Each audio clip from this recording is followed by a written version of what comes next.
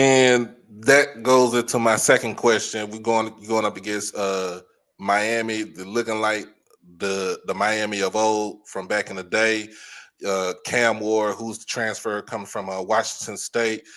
What are your plans as far as pass defense to limit his throws for Saturday?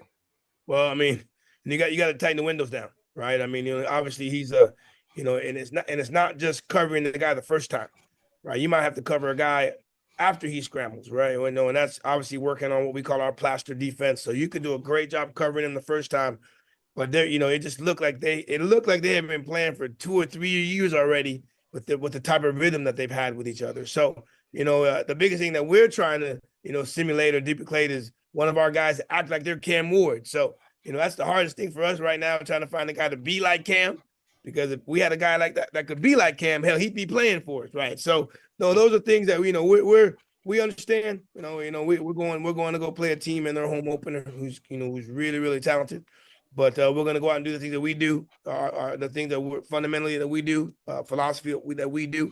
And if we get a chance to contain them or try to have a sack, we got to make the sack. But deep on the back end, we now know that, hey, might have to cover our guy initially and then continue to work on our plaster defense because, Cam Ward does a great job of buying time. All right. Thank you, Coach. Thank you.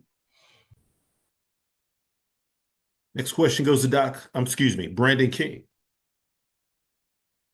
Good morning, Coach. How you doing? Good morning, Mr. Hill. How you doing? Doing well. Every coach from high school to the NFL talks about their team dealing with adversity and how they want to handle it. And through your first two games rather, your team has had some challenges and they've answered the bell both times. Already into the season, what can you say about the resiliency that your team has shown?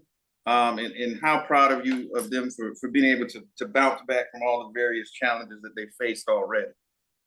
Well, I think a lot of that just goes back to our offseason. We try to put them in really, really tough, strenuous situations, and have our guys try to persevere. So that, I think some of that goes with our strength and conditioning coordinator, director of strength and conditioning, Coach Forney. When we talk about our offseason and we want this circle to be tough, we want it to be hard. We want our guys to have the ability to strain. So we put them through those things during the spring. And then obviously with the transfer that we brought in,